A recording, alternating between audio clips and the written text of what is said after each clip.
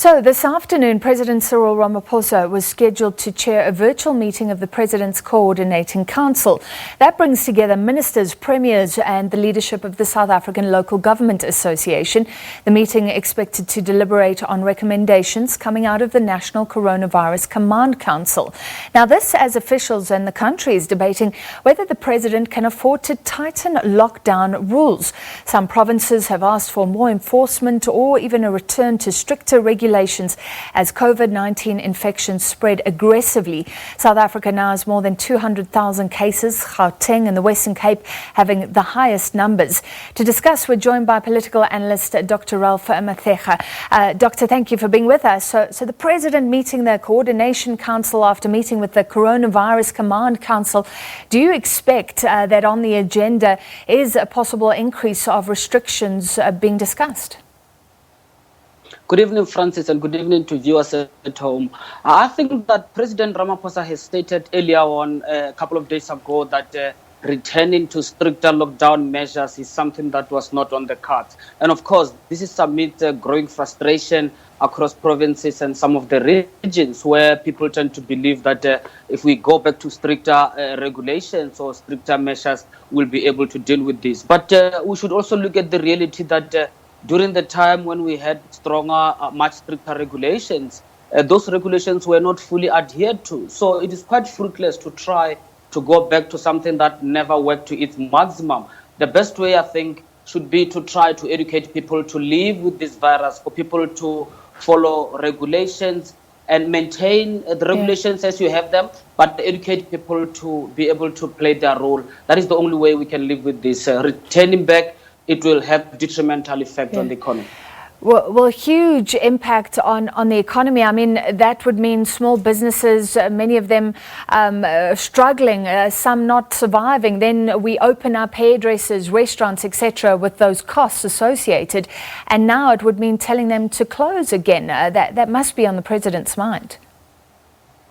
I mean, earlier on when I spoke to SABC about this in the first week, my thinking was that we might be looking at the possibility of 50% unemployment.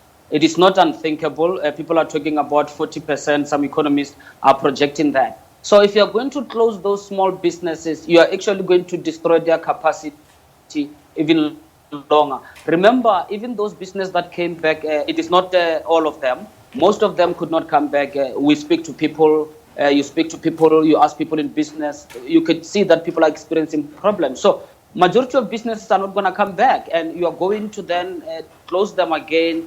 That will have longer term impact. So in a moment such as this, you have to focus on maybe your non-pharmaceutical intervention, where you are saying to people, just behave well, sanitize, avoid gatherings and so forth, and take this as your responsibility. You are better off doing that than trying to come up with further stricter regulations that are not going to be obeyed in any case. What about alcohol? I mean, the Gauteng Health MEC again talking about it with us yesterday, saying that it's encouraging bad behavior, what you're talking about, and it does make a huge difference in terms of those hospital beds.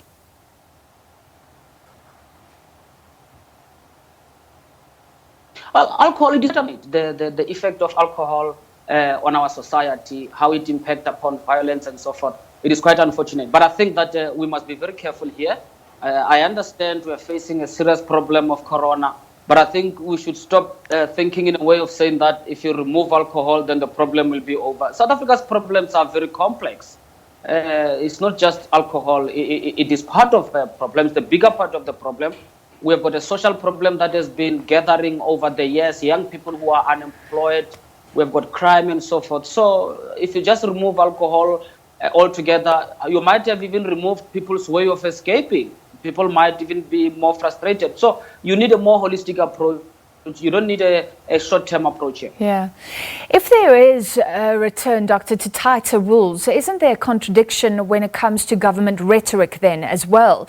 The health minister said specifically that after the initial lockdown, they didn't see much benefit to keeping that going. So if there's no health benefit to the stricter lockdown coming back, then it's just a double whammy because it affects the economy as well.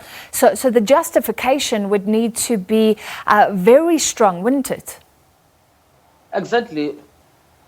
You need to be very clear that when you take a stricter lockdown, you limit movement, you know that you are going to attain the result. And I think, I don't think it is taboo as South Africans to begin to ask, has the lockdown helped us? I mean, you can't keep on saying that it has been very helpful, but the spread is increasing. I mean, it could be the case that it was something worth trying, a harder lockdown. It was worth it, but certainly it did not help. So going back to it, it just doesn't help. You just can't keep on doing the same thing and expecting results to actually change. That is quite senseless. Well, the reports are starting about bed shortages. We knew this would be tough, but do you expect more questions to start arising as to how government has used that time, especially those first 3 crucial weeks to prepare? The biggest problem we have had, Francis, is the level of transparency. And most importantly, it's about the projected mortality rate out of this. South Africa is behaving in a very strange way. I mean, some other countries, when they were hitting infection rate at this point, they were having much more serious casualties.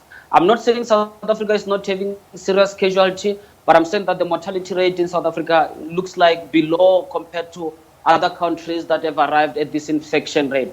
But as we are having all this, it doesn't mean we can just fold our hands and say that we are safe, we are not dying and so forth. We don't have to wait to die in order to know that this is quite dangerous. So I think it's all about a balance here. And it's about thinking about the measures in the most strictest way and taking the people with you and being more transparent about what actually are you projecting. I mean, government might be saying we're experiencing serious problem, and they use money and plan along a catastrophe, and a catastrophe does, no one is that, oh, why did you do that? Because nobody died. So it's about balance. Let's end with this. I mean, there are certainly differing views. The Gauteng Premier, David Makura, believes there should be stricter regulations, or at least stricter enforcement. But some are saying, like the Social Development Minister, that we need economic activity. It's going to pay for COVID-19 interventions. That's also something to consider. But do you think there is a huge political battle going on right now? I do think that, of course, there will always be, these issues always lend themselves to political interpretation. There are always political battles, insidious that are underway.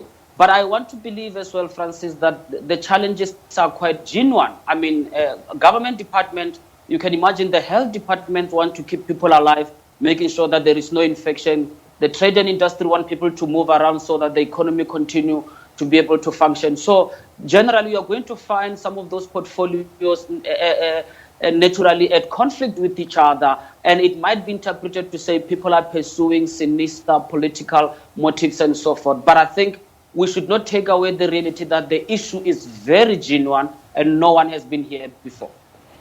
Indeed. Thank you very much for your analysis, Dr. Ralph Mathekga. Now, the death of the Amagagabe Queen Noloyiso Sandile